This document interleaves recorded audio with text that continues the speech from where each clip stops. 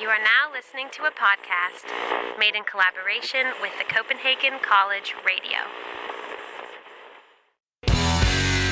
Hey everybody, welcome to episode 83 of the Social Media and Politics podcast, bringing you expert insights into how social media is changing the political game. I'm your host, Michael Becerra, political scientist at the University of Copenhagen. Connect with the show on Twitter by following us at SMNP Podcast or visit us on the web, socialmediaandpolitics.org.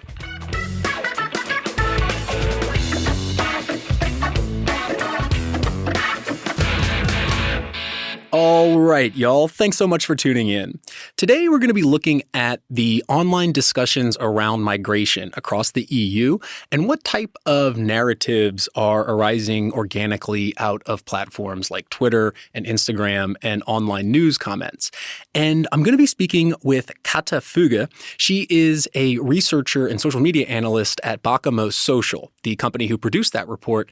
And you may remember way back in episode 20, we interviewed Daniel the CEO of Bakamo Social, about a study they did mapping the online narratives around the 2017 French presidential elections. So they have a new study out focusing on migration narratives across the EU, and we're going to dive into the findings and the methodology of that study, which I think are quite interesting, not just for people interested in what are the online discussions around Europe or migration, but also some data scientists who might be curious to see how this study was conducted, which was basically by mapping the online conversations in 6 countries, doing a close reading of those texts and categorizing them into 5 narratives. And those are security, identity, humanitarianism, economy, and demographics. And then basically using this training set of 6 countries, they were able to broaden out those categories across the EU and see to what extent migration was discussed in relation to these categories. And there's a cool interactive dashboard that you can go check out. I'll link to it in the show notes, but you can kind of click on the different narratives and see the prevalence of each narrative ranked by country, or click on the country and see how the narratives seem to be playing out there. So we're going to get into the nitty-gritty nuts and bolts of the data science towards the end of the interview and talk about the main findings in the front. But I think this type of research is really important to just get a descriptive look at what are everyday conversations online discussing in the context of migration, and then comparing that across Europe to look at similarities and differences. And I think one of the most interesting findings that comes out of this study is that people tend to use the same narratives around migration. So they might be talking about the security implications or the economic implications. But the way they do it is often very rooted in local issues. So it's a pan-European narrative, but at the micro level discussed in terms of what's going on in people's communities and their regions. So I think it's an interesting dynamic between the local and the supranational, and we're going to pick apart exactly how Kata thinks of that, having looked at all of this data and spent so much time on the study. So without further ado, let me turn it over to Kata Füge. She is a social media analyst at Bakamo Social. Kata, thanks so much for taking the time out. Welcome to the Social Media and Politics podcast. Thank you so much, Michael, for inviting me. So to start off, why don't we discuss the overall aims of your project? What were you seeking to understand about migration, and why did you turn to online discussions as a data source?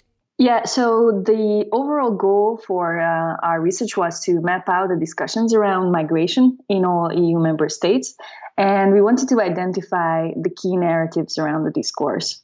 We were very much interested in 2 things. First, we wanted to see if there is a unified European discourse. So if there are any kind of similarities between how people address the migration issue in different EU member states.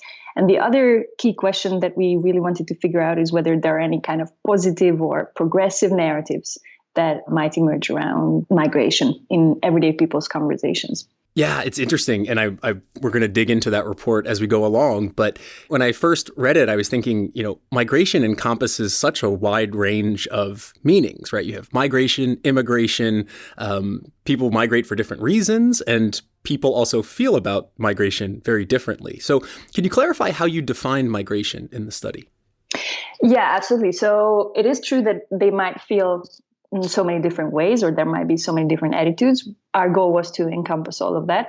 But there is one more challenge about the word migration, because obviously, if you think about policy or academia, this is a very, very specific term. And you might be thinking, okay, have we included refugees or asylum seekers or immigrants, or did we look at these terms differently?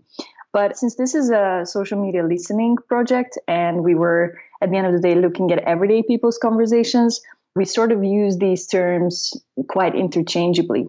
So we were trying to understand how people, of course, talk about the migration crisis and the influx of people from outside of the EU to the EU member states. And for that reason, in the report and also in our research, we use these terms as a mix relatively. Yeah, it's interesting because one of our previous episodes, we're talking about how diplomats and heads of state craft strategic narratives, and migration could be one of those. I think when state actors use the term, they're really using it in a calculated way, whereas citizens, I guess you want to capture all the different words that associate with migration in order to get an idea of what the everyday person is saying. Yeah, that's completely true. And as we were presenting our report and during the reception of the report, a lot of people were asking these questions and saying, okay, but these are not clarified terms. And this is all true. And I think the reason why social listening was a great method to look at this very complex problem is because we were not really measuring how well the public understands these terms. We wanted to understand the attitudes around this whole issue. Right. I think that's a good justification for kind of everyday political talk. But I want to dig into the specific aspects of the methodology a bit later on. But as we're talking about everyday conversations on social media and online, what platforms were you looking at? And then how did you actually identify these discussions? Yeah, so we scraped public social media platforms in a 1-year time frame. So we were looking at conversations between the end of July 2017 until the beginning of August 2018. And these platforms included forums, blogs, Twitter, Instagram, and also content posted on online news sites. These included both the articles and comment sections. And we identified relevant comments through keywords. So basically, we had this semantic keyword grid, which we first prepared in English, and then these were translated into all the official languages of the target countries. And during the analysis, we first captured the comments by these keywords, and then we were sifting for relevancy in a way. So we used human readers to recognize when migration is being used in a relevant context. So obviously our goal was to exclude all comments which are talking about cloud migration or the migration of birds, but just to focus on the key issue. And so at the end, then we ended up with a large amount of relative comments. Yeah, and I want to there's a lot to dive in on the study. And as I talked about in the intro and as is in the episode description, you can go on to the website and basically play around with an interactive tool that kind of shows the different narratives. But maybe we should start with the 5 big narratives that you found, which were security, identity and customs, humanitarianism, the economy, and demographics. So can you kind of go into those narratives and kind of what the report found out about them? Yeah, absolutely. So just to give a brief description for all of these 5 things. First, it's very important to emphasize that we were aiming to recognize topic-based narratives. So first, security, as you mentioned, is pretty much about the threat that migration might pose on a given country.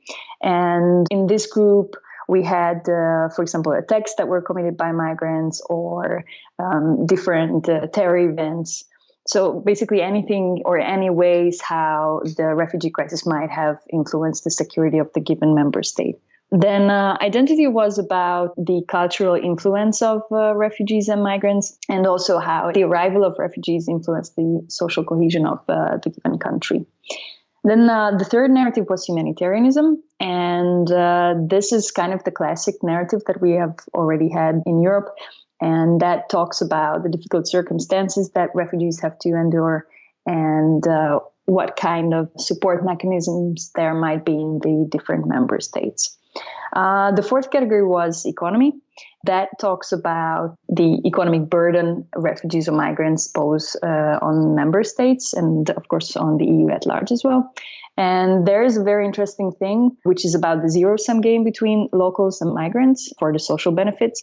And then the last one is demographics, and that is a bit more specific than the economy narrative because it talks pretty much about the labor market integration of migrants in the context of the emerging demographic crisis and how potentially refugees or migrants can be an answer for this problem. Right. So these are 5 kind of overarching narratives that you found around these various keywords around migration. Mm-hmm. And I think, it kind of resonates with what you'd think people would be discussing about. But there were 2 that were particularly pronounced, right? I think the security and identity were the ones that were the most dominant. Is that right? And maybe why do you think that is? Yeah, this is correct. And they also had a very interesting interplay. So basically, as I mentioned already, humanitarian approach or the humanitarian support would be the classic argument that you would think would come up in the migration discussion. But in the past couple of years, and as the migration crisis have been emerging, basically the influence on local security and the influence on local identity became very strong and very pronounced. And for example, our data showed that the security narrative was huge in countries like Poland and Hungary. And for quite a lot of analysts, this comes as no surprise because this is in the news. This is sort of a well-known fact. What was maybe more interesting for us is to see the emerging narrative of identity in countries, for example, as Germany, the Netherlands, or Belgium. So in countries which had like a longer history of migration and people with migrant background in the country, somehow in the past couple of years, this identity narrative really strengthened up. One very interesting example was for us Belgium, where the 2 parts of the country really separated in this topic as well. Right, the Flemish-speaking part and the French-speaking part? Yeah, exactly. So basically, while the French-speaking part, Wallonia, they were like very proud about their heritage of immigration, and they were emphasizing the humanitarian aspect so much more and the support that they need to give to refugees. In the northern part, in Flanders, the nationalist agenda was much stronger, and that somehow kind of tugged into the separation discourse. So how people were emphasizing that, oh yeah, our identity is more important than that of refugees, and we should somehow stop this influx. Yeah, and I want to kind of keep picking apart these frames because it's these are very, as you said, they're sort of topical clusters of a narrative. But within those, you can be either kind of pro or against a certain narrative. And I think that's a tricky thing to kind of unpack, but something that you discuss nicely in the report, especially around humanitarianism, where you can actually say, we shouldn't be humanitarian towards migrants. That would be kind of an anti-migrant position. But then you can also be sort of pro-humanitarianism by criticizing that the government isn't doing enough about humanitarianism. So can you discuss those kind of positive and negative evaluations within the individual narratives? Yeah, exactly. So our goal was pretty much to focus on topics. This is also a little bit in connection with how we used the AI tool to categorize the comments. But also we really try to focus on keeping the sentiments, differing sentiments within one narrative. So this is actually quite straightforward in cases such as identity, because in that case, a pro-migration voice would be like multiculturalism is really good, whereas anti-migration voice would say Muslims threaten the European identity and they shouldn't be allowed in Europe. Also, this is more straightforward in questions as economy, where the anti-migration voice would say that we have no money to support refugees, and the pro-migrant person would say or would suggest that our country might receive more EU funding if we allow more migrants in the country. But in case of humanitarianism, this is a perfect example that you were saying, because even though it sounds like the classical supportive argument, In some cases, especially, we've seen a lot of examples for this in Italy and Hungary. For example, when Italy was closing the ports in front of refugees, some people were saying this is a great step for Italy because it protects the country, whereas other people were coming from the humanitarian perspective saying that this is a terrible act against migrants. Mm-hmm. And just thinking about these different, when you mention Italy, I think because, they're right there on the border. Or Hungary is, it's in the middle of Europe, but it was at that kind of border, or it made itself a border, basically. Absolutely. Yeah. During the migration crisis. So do you notice differences in attitudes towards migration or these narratives around where the countries sort of physically are in Europe, that border countries might be discussing migration more in a different way? There is definitely a geographic part or a geographic reason for these attitudes, but also it's quite interesting that the geographic location does not really define the overall approach. Yeah, I see Poland on here, which is right in the middle, is one of the top countries. Yeah. And I would say that this is pretty much, depending on which narratives are the biggest in the country, has a lot of reasons. So in some cases, it is very much connected to how the government communicates. For example, Hungary is an excellent example for that. The actual crisis or the actual influx of refugees was large only in a particular relatively small time frame of 2015. Mm-hmm. But the Hungarian government did keep up this whole agenda for quite a long time, and that really influenced the discourse and the topics within the discourse. Yeah. So basically the fact that the political class or the media is continuing to bring this into the public debate, it might resonate with the online conversations. Yeah, absolutely. And also the local issues have very strong connection here as well. So depending on what is the particular local anxiety in the given country also influences the given narrative that is the strongest in the country. Yeah, I definitely want to dive into that local aspect in a second, but I want to stick on this pro and anti-migrant narrative because one of the findings of the study is you write that no resonating progressive or migration-supporting narratives have been found. So was it the case that the anti-migration narratives were far outweighing the pro-migration? Yeah, absolutely. I mean, a lot of people would assume that this is because of social media. So that obviously the negative content triggers a lot more buzz. And that is why in researches like this, we can hear a lot more from that area. Mm-hmm. But I would also say that recognizing all of the anxieties and recognizing how basically the migration topic is pretty much just a vessel to discuss or address frustrations that are alive and present in the given country. I would say this is why it's very difficult to identify or pinpoint positive narratives or progressive narratives, or even just a couple of issues that you would think, oh, okay, I can talk about this particular issue when it comes to migration, and then it will resonate more positively within public. We didn't really identify issues like that. Right. So it's kind of this idea of othering or scapegoating, where there's real problems in the country or the local context, but it gets discussed about in the context of migration when that may or may not be the actual cause of these problems. Absolutely. Yeah. So another question I had looking at these different narratives is, we have, let's say, security, economy, demographics, these different ones, but these are not particularly all the time things that can be broken down into distinct narratives, right? They kind of reinforce or undermine one another. You can think of, the economy also falling into the securitization category, for example. So I'm wondering how you see these different narratives and how they, you break them down into distinct entities, but they are actually kind of working together somehow. Yeah, absolutely. There is a very strong interplay between the different categories. And actually, again, channeling a little bit back to humanitarianism, this has been, especially as the migration crisis broke out, a lot of countries thought that, okay, this is the attitude towards the migration crisis within majority of the public. But actually, as we have been conducting this research towards the end of 2018, we have recognized that the humanitarian message resonates less and less with people. Mm. And actually, there are other issues and other narratives that are much stronger. And these other aspects really reshape the whole conversation. And we can see a very strong sort of an anti-elitist narrative that are, the motivating factor or the back of all of these narratives. So basically, instead of humanitarianism being strong, we could see that the security and the identity narratives were becoming much stronger. And most of the cases, they were supporting the anti-migration approach. Right, right.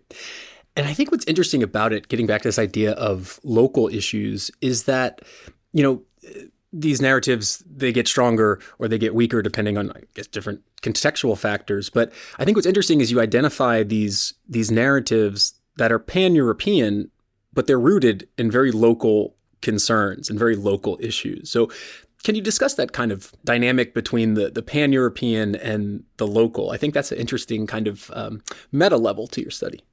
Yeah, absolutely. I completely agree. And I also think that this is pretty much the most interesting part of what we found and a very surprising one for us.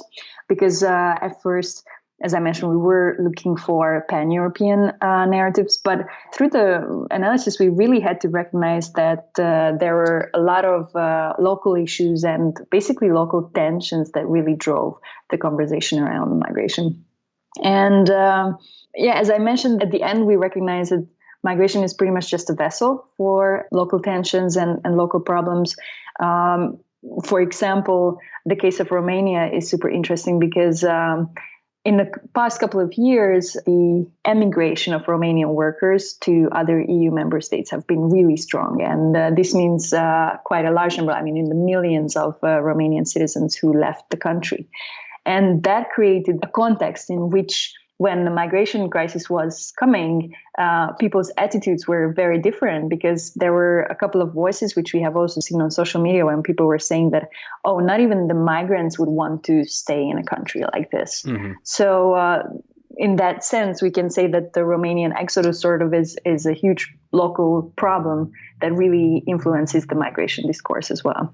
Another one is the Flemish independence that we've talked about already, or for example, the Finnish welfare state is a very interesting example too, channeling to the narrative of the economy, so that a lot of Finnish people say that we have a very strong welfare state, and if we allow migrants to come in, then we really need to measure the cost of this and the impact on our stability or on our economic stability.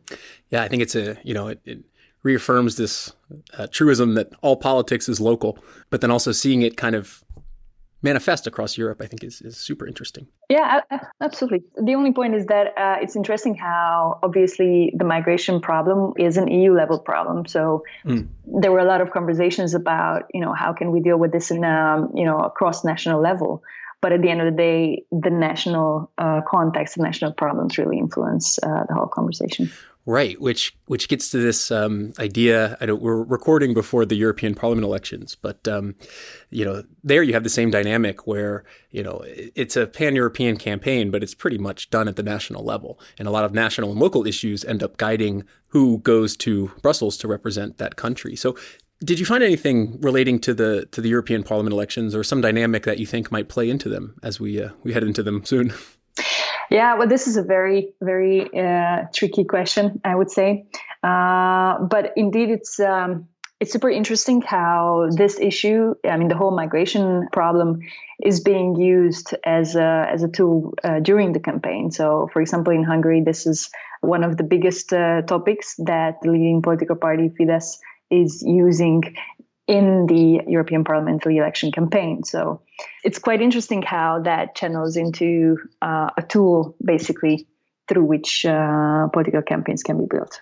Yeah, and of course we can't say, to what extent these narratives influence the vote, but I think it connects to what you said earlier about the fact that countries like Poland and Hungary were keeping this in the public debate. That serves as a kind of primer, I guess, when the parties are trying to mobilize people. They draw on the past narratives in order to get them to go vote. Yeah, absolutely. And that talks about the fear, the very much underlying fear that is present in a lot of the voters. So this narrative works. Right. So I want to dive into a bit to some of the nuts and bolts of the study, and put you under in the hot seat for a bit, and look at the actual analysis of the data and the processes and steps that you took. Because I think it's interesting how you look at the data qualitatively and then use some tools to broaden it out.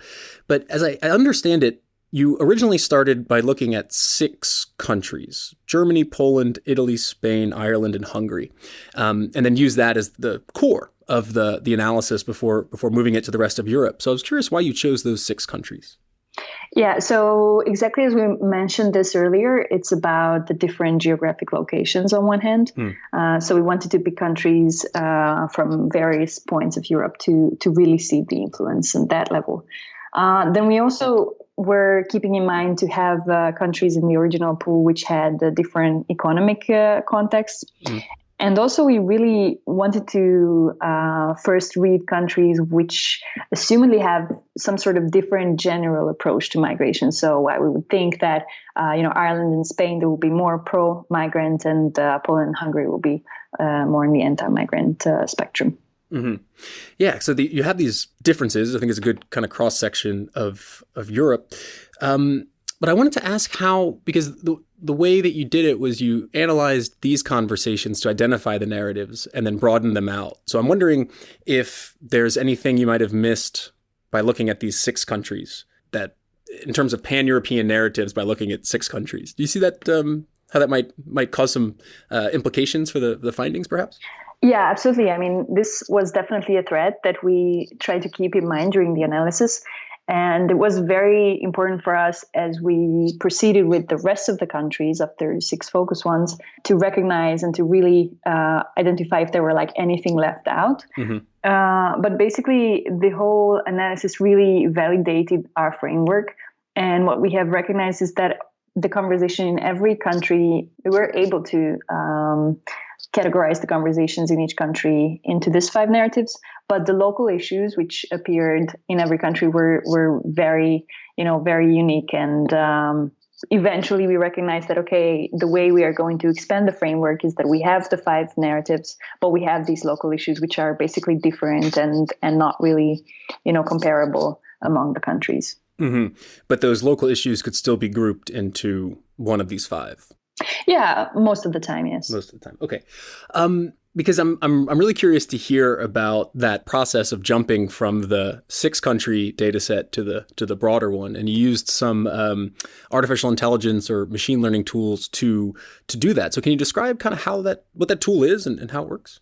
Yeah, absolutely. So basically, during the whole process, we used the Talkwalker platform, which is a social media scraping platform. And it also has a lot of analytical tools and the machine learning component. So Talkwalker did not only allow us to access these public social media platforms, but also it supported us with the categorization. And after we identified the narrative frameworks through the 6 focus countries, we proceeded through every country with the local analysts. So first, what happened was that the local analysts were reading the comments, and they were simultaneously training the Talkwalker's machine learning algorithm. Mm-hmm. So that meant that until a certain extent, until the AI really picked up on the structure, they were categorizing the comments. And then when the AI was ready to continue, then it was basically the machine that was categorizing. And at the end of that process, we have checked the random sample with the analysts to really validate the AI's performance. It was actually pretty good. And the biggest advantage in this for us was that it was really fast and really enabled us to read a lot more comments and categorize a lot more comments than we could have done with working human analysts only. Mm-hmm. Yeah, I like hearing about the various validation measures, because sometimes, people might take some tools and just let them loose without checking the output. Yeah, maybe we need a couple more years for that. But at this point, it was really important for us to experiment with this. And also the fact that we have used these topic-based categories, we figured that it might be working actually very well if we use the AI. And luckily, that was the result. Nice. I'm curious about the Talkwalker platform and the type of data that it gives. So it scrapes social media, Twitter, Instagram, you get the online news articles and some forums. But where did the majority of the data actually come from? I can imagine that maybe the online news outweighed some of the Twitter data in countries that don't really use Twitter, for example. So do you have an idea about, the distribution of the data across different countries, and maybe if one source might explain a lot of the findings? Yeah, this is completely correct, your assumption about the different tools in the different countries and their importance. But the thing is that we have the data from forums, blogs, Twitter, Instagram also, and online news content. We have quite detailed breakdown for each country in all the country reports that are accessible through our website. So all of this data can be seen, and of course that can be added to the analysis, and you can read the comments through that lens, really. And it is true that the strongest platform always differed according to the country specifics. So, for example, while obviously in Western European countries, Twitter is much stronger and a lot more like everyday people would use it, and not only journalists, let's say. Whereas in Eastern Europe, it's more of a trend that Twitter is a platform of journalists or politicians in that sense. But our goal really was to look for authentic comments and to find everyday people's voices. So basically, I really see no problem with that. And I am pretty sure that we could kind of keep all of the local context and the local cultural, influences that way. Whichever platform was the strongest, we were looking at that. Because my guess, having done a bit of this analysis, would be that the online news articles would be the most consistent and robust data source across the countries, which therefore, assuming that these are written by journalists, I'm wondering how, to what extent the everyday conversations are captured when the articles would be written by journalists. So are you actually isolating the everyday conversations, or are you also capturing some elite discourse in the conversation, which makes sense because that's going to influence the public opinion to some extent. But I'm just wondering if that kind of interferes with the everyday conversations online with the journalist input included.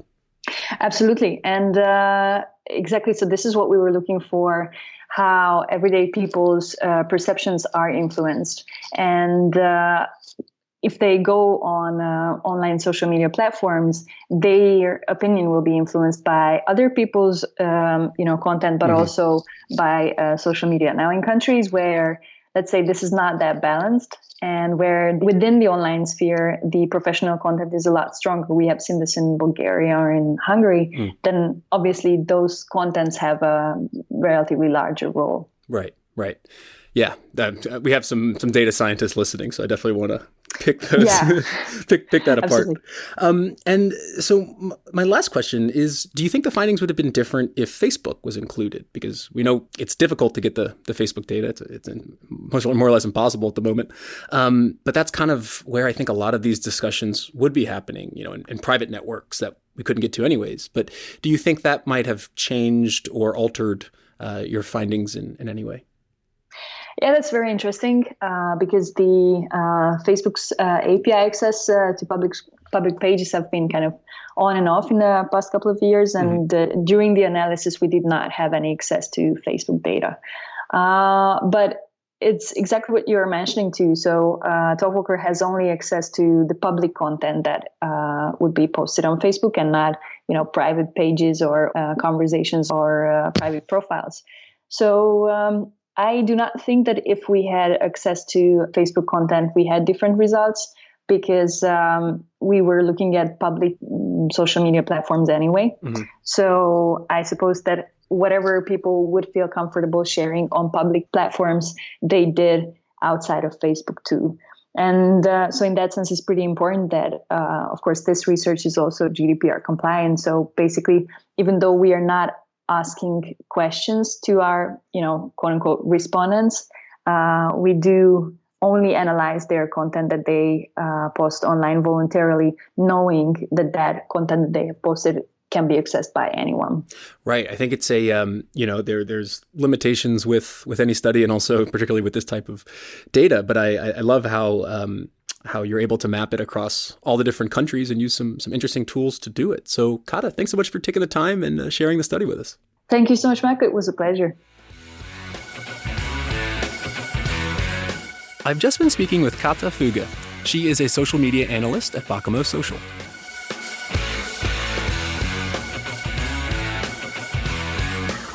And that's a wrap for this episode of the Social Media and Politics Podcast. Thank you again for tuning in.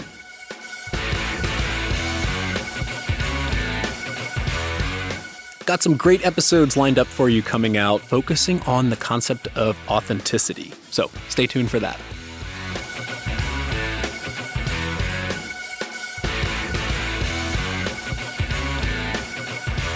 Until then, I'm your host, Michael Becerra, signing off from Copenhagen.